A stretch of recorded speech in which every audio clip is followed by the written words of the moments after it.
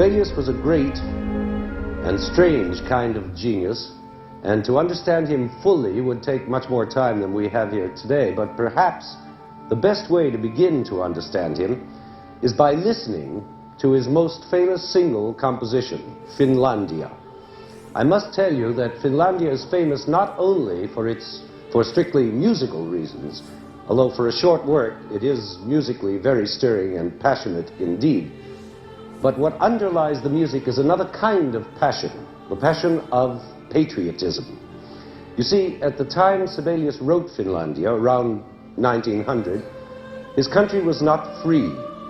Its government was controlled by Tsarist Russia, and its cultural life was still mostly dominated by its other neighbor, Sweden.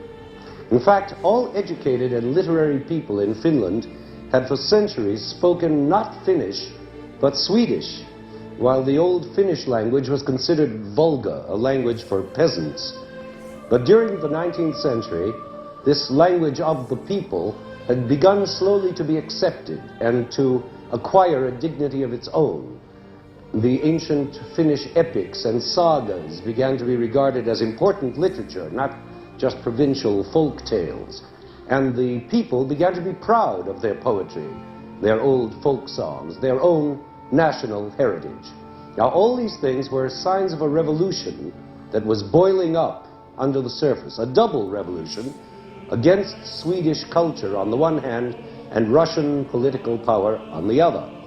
This Finlandia by Sibelius, like many other pieces of his, was a part of that national revolution. And in fact, it proved to be so exciting to the Finnish audiences with its warlike rhythms and its inspiring hymn-like middle part that for a while the Russian authorities had to forbid performances of it.